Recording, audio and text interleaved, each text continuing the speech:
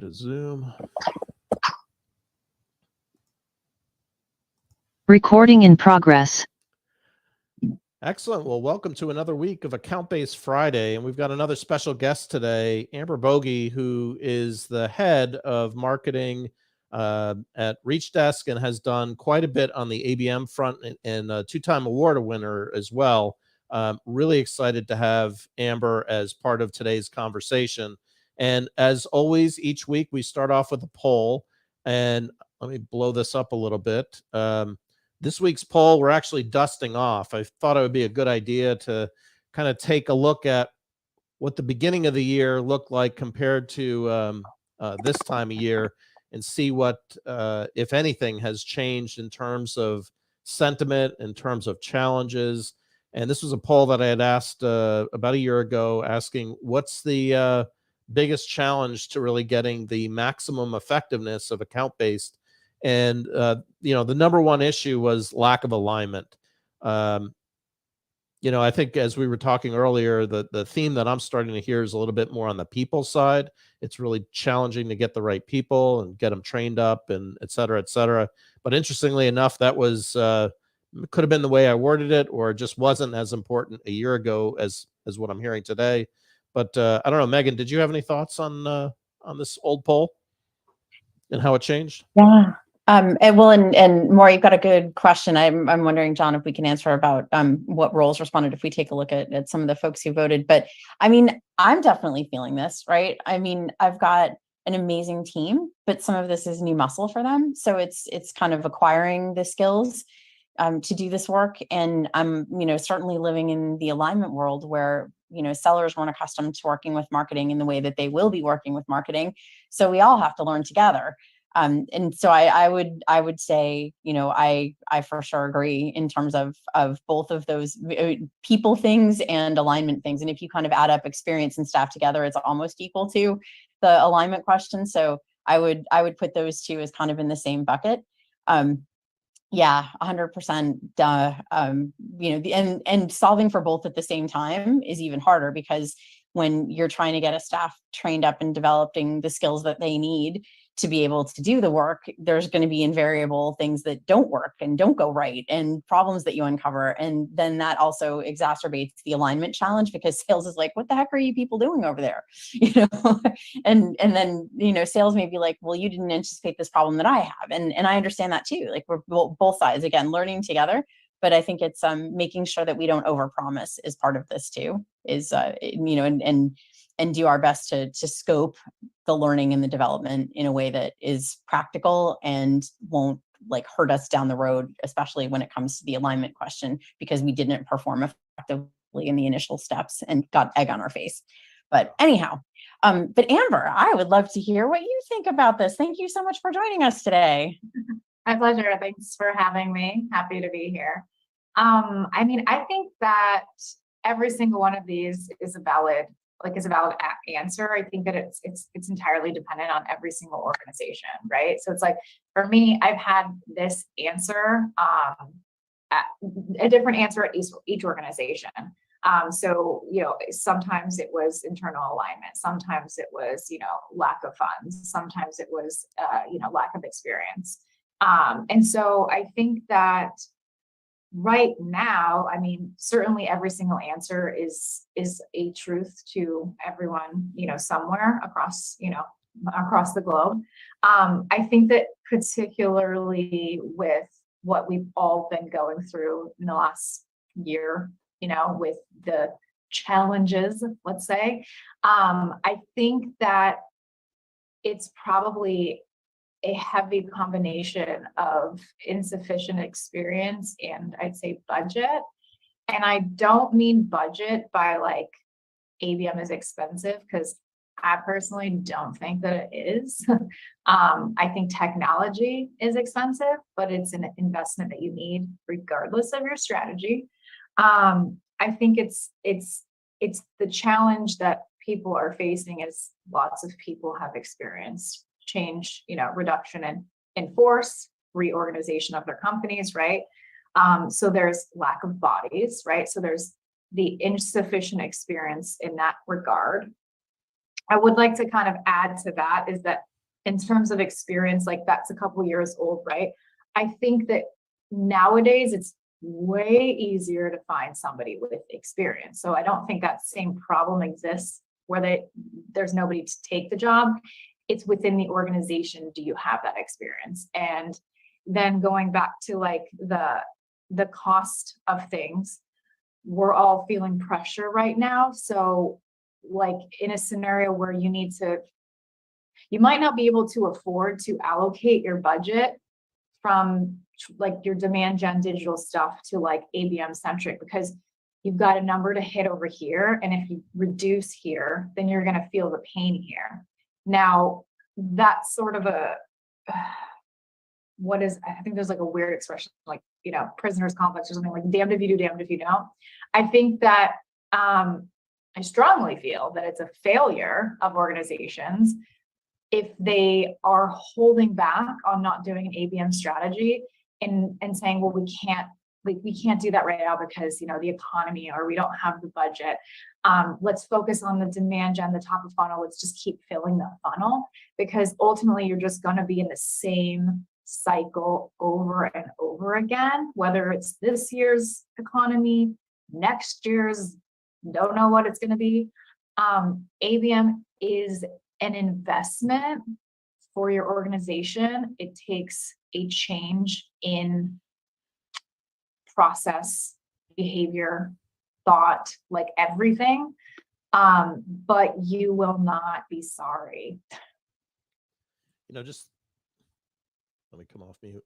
I have to come off mute there, but you bring up a really good point about the expertise of people. Like it may be less of an issue now because we've been around account base for a little bit longer, and maybe with the COVID, the flattening of hiring, you can hire somebody from just about anywhere now, as opposed to a certain geography.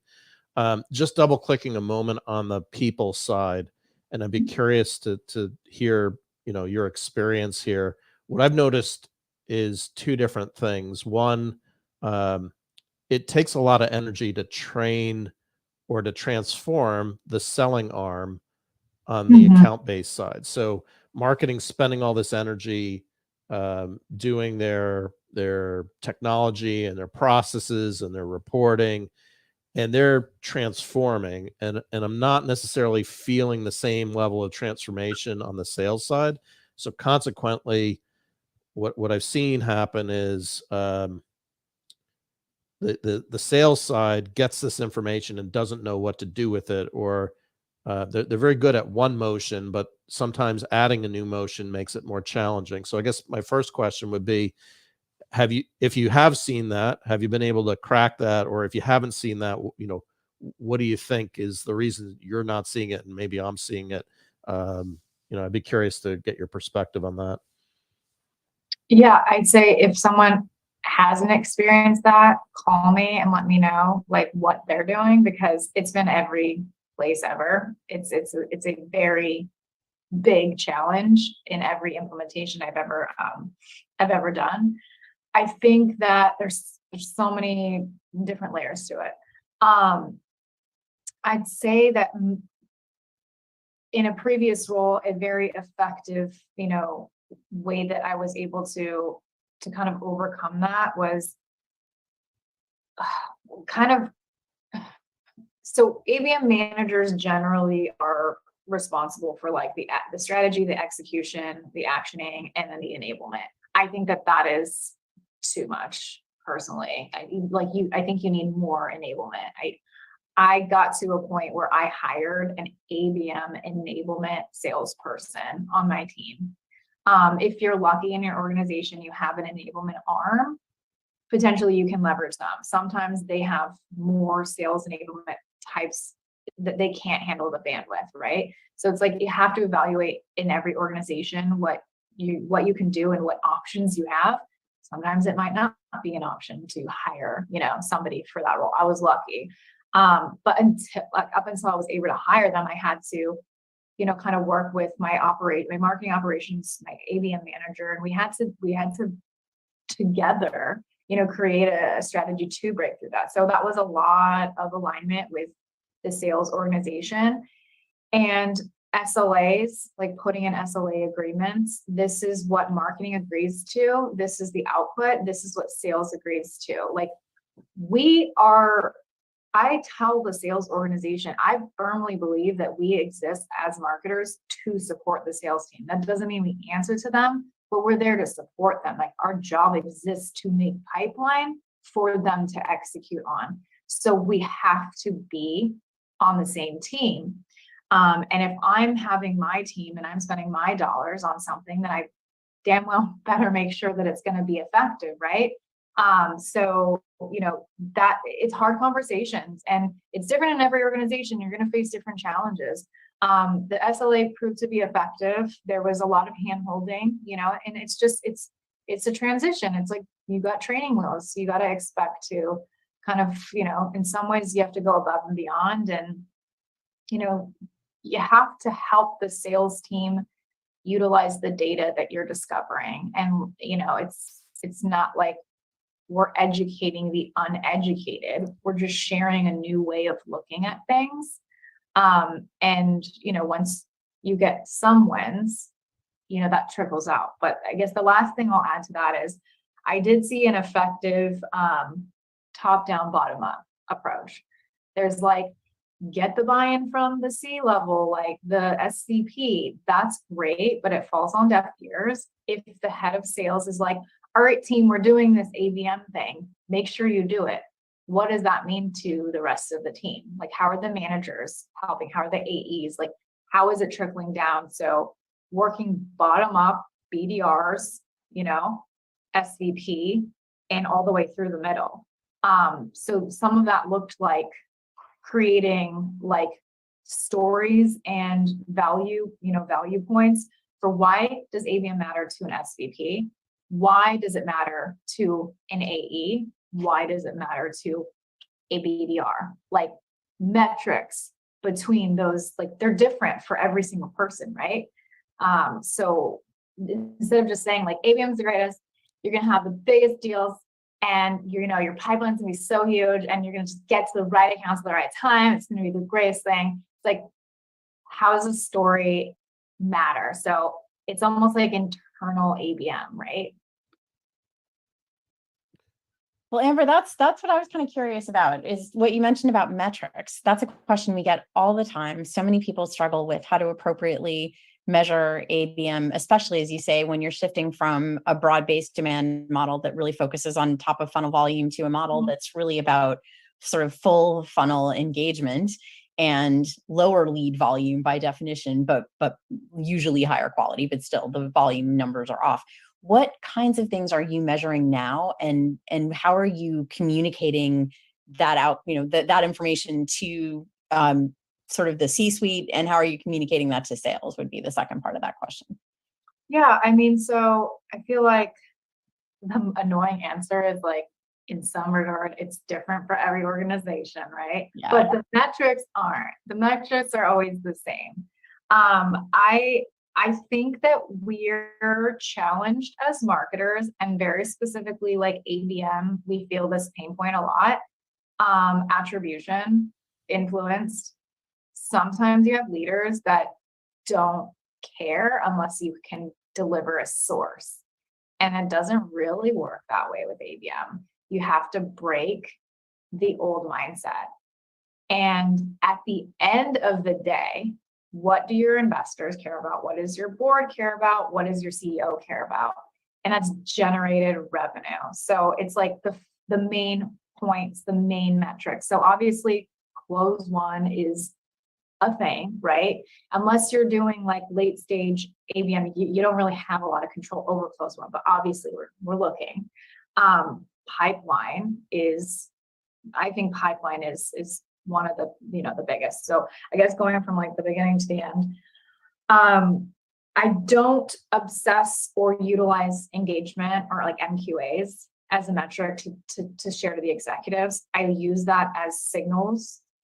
So I measure them as a marketer so that I can see patterns and work through those conversions. But so like off to the side, MQAs, engagement, but it's meetings, it's opportunities, it's pipeline, it's close one. and then the conversions through each of those stages. So, those are the metrics that I focus on, and those are the metrics that sales is focused on. So they should be the same. And if we're over in a corner just talking about MQLs and, engagement points, like, it's not really going to help with the alignment, right? Yeah, and you bring up some really interesting points. And going back to your earlier answer about the governance and the SLA, I think you're bang on that. You absolutely have to not only have it, but inspect it, get alerts in and around it. Otherwise, all this work and all this technology goes for naught. And then just talking about, you mentioned at the very end, kind of the MQLs and not measuring MQLs. How are you factoring, like, I don't know how your go-to-market motion works, but are leads still part of the equation? Are they an ingredient into the marketing qualified account, or do you run a double funnel? Like, how do you treat leads in your company? Yeah, so I mean, speaking specifically to Reach Desk, and some of my stories I pull from every single, organization, right? So nobody knows where it's coming from, except me. So we are, I'd say, like, we're not technically a lead-based organization. We're not measured on how many leads we have. We're measured on opportunities scheduled, right? We're looking at the conversion. So that's our focus here. However, we do utilize leads in the sense that we're, building out the pipeline with qualified contacts. So there is very much an element of demand generation at Reach Desk. And so, my job is to bridge the gap between ABM and demand generation. And that sort of, I guess, a little bit opens up the conversation of, like, ABM being the flywheel, right? Very organically doing that. But yeah, no, I mean, I've historically built out ABM strategies at organizations. I know I'm kind of trailing off from the lead question, but I've historically built ABM strategies. And as I got more and more senior, as I got more visibility and connections across the organization, my philosophy of, how I want to run a strategy, how I want to, see marketing work together, was destroying the silo that is DemandGen and ABM, and firmly believing that they don't exist without each other. That I realistically, like, in every ABM strategy that I've ever built, I have relied on demand generation efforts. And so it's like, how and why aren't we doing these things together? Why aren't we working better together? When if you zoom out of the funnel and, like, see, like, a bow tie, right? Like, ABM is the connector that kind of creates the entirety of the cycle, right? So it supports brand, demand, advocacy. Couldn't agree more. I really do think an account-based strategy sort of brings it together. And I think, I know Tyler mentioned he'd moved out of the med device space into the tech space.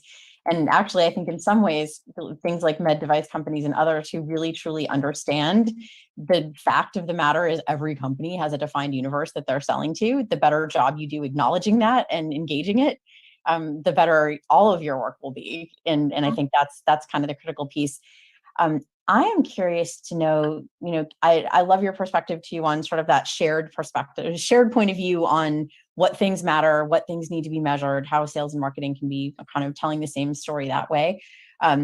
What is your planning process like as you're going into, whatever the new year is? What kinds of things what inputs are you bringing to your planning, and how are you collaborating with sales, if you are, to build your marketing plans? I mean, I'd say, like, specific to Reach Desk, like, the planning process is utilizing the OKRs, right? So, like, I've always, even as an ABMer, like, we've all been on islands, the lonely island of ABM, right? So there were times where I didn't have set goals. I didn't have, like, any accountability really, which was a crazy time, but I made sure that I had it. I sought out, I created those goals, right? So I've always gone top down when it comes to that and working backwards. So it's first and foremost finding out like what are the organization's objectives for the year and or the quarter, and then working downward. And in terms of like the obvious of like building out your pipeline, right? You're working backwards from the revenue goals. When it comes to, you know, achieving certain things, it's really just, I think it's looking at the top line goals and just breaking them down from there. So, you know, I'm a fan of quarterly planning and utilizing OKRs as a way to get that done. So I think that when you know, build your goals off of the organization's top line goals, you're by, you know, kind of proxy, you're aligned with sales because they're held accountable to those same things, right? I've got a two-part question, Amber, in terms of what you're seeing there. You use the word ABM quite a bit, and I'm curious if that's the same words or language that's used internally. And then second, totally unrelated part, without getting into the technology, you were talking earlier about the MQAs, or, you know, whatever you call it, MQA, or however you define it. What's the quality of those from a salesperson's perspective? Are they happy with it? Do you have to do validation? Is there quality control there, or is it just kind of packaged up in the SLA and sent over to sales? All right. Can you go back to the first part? The first question is, yeah, sorry. I make things very complex. Just language wise, do you guys use outside of your team, do people talk about ABM and use the words ABM, or do they just say, hey, pipeline, got to drive revenue? ABM's kind of like a marketing pet project, or is it a shared, like, yeah, we're all talking about ABM, we're all talking about doing it? Just curious about the language utilization. Yeah. So definitely a few different things. So first and foremost, thankfully, Reach Desk is a software that sells to the ABM space, right? Like what we do is supportive to an ABM strategy, among other things. So it is a marketer's dream to work for a MarTech company because sales actually likes us. They ask us questions. They want to learn from us. I've never had more like excitable SDRs and BDRs who actually like want to hear from me about like marketing experience. I've had the conversation with a lot of the development team of like, tell me more about ABM and explain to me like what's the difference between DemandGen and ABM. And that was like a 20-minute answer that I give them, but it's maybe more complicated than it needs to be. But yeah, so it is not an unfamiliar word.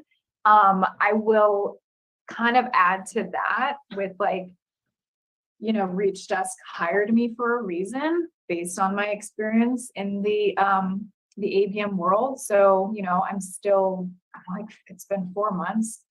So there's still some work to do, right? So, the organization absolutely understands it, right? It's there's alignment there. It's not an unheard of term, but I still have work to do in terms of like getting that dream strategy kind of baked out. Got it.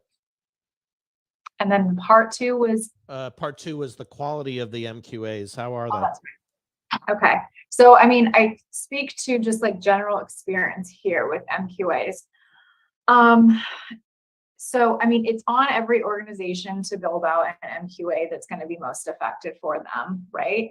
I think that there's generally, there can be false positives with MQAs. It's our job to iterate the MQA, right? If we see, like, I like to always have it built out where it requires a minimum of, if you have a buying group, you need at least 3 people in the conversation, right? I know there's like 16 plus people in every buying decision these days, and it keeps growing, but let's just say, 3 marketers need to be involved in order to get an opportunity kind of going. So it's like you require a minimum of 3 people within your buying unit you require them to be of a certain seniority. And I do think that we sometimes overvalue seniority because managers have a lot of weight in decision making, especially in the marketing field. Like my previous marketing operations manager, I trusted him to make a decision on technology. So just advise anyone who's listening, like your advocates are not just directors and VPs and CMOs, right? Like the little guys matter, they make a decision, and they're also our future leaders. But yeah, so taking into account like the seniority, yes, of course.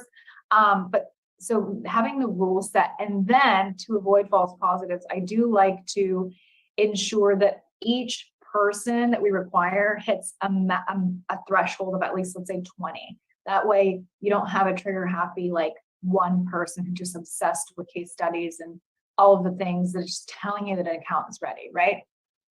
So those are some just kind of like baseline things. Then it's our responsibility to have conversations with the sales team on the quality of MQAs and if they're strict enough or not, or they're too strict, right? So I think it's an iterative process. I, can say that for the most part, just like leads coming into your website, demo requests, like there's always going to be crap that comes through. It's not a perfect science.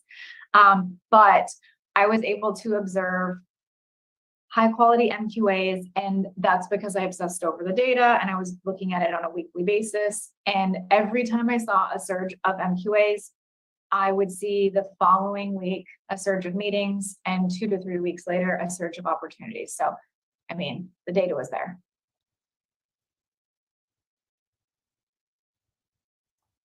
Got it. Well, I just noticed we're, time always goes quicker than you ever imagine on these conversations. 30 minutes is a fast clip, but I don't know, Megan, any last questions or closing thoughts here? Just a big thank you. This was super helpful. I loved getting your perspective, Amber, and I love how you're thinking about this work and how you're delivering it and also kind of forging what I think is sort of the next generation relationship with sales, right? We're all on the same team, even though we bring different things to the team, and I like how you're making that happen. So thank you for sharing your knowledge and expertise with us today. Thank you. I can talk about this all day long. So Us too. Which is why we limit it to 30 minutes, because Yeah. we would be talking it all day long. But and I guess just a thank you, Amber, for joining us. And Vernon Pizza, Wellington Pizza, and Dairy Bar are three things you want to hit up, but that's a separate conversation. Next week, we have Nick Bennett from Alice. You've probably seen Nick on a variety of different social channels. He really puts himself out there. He'll be sharing all things about account base from his perspective as well. So we will talk then. All right. Happy Friday, everybody.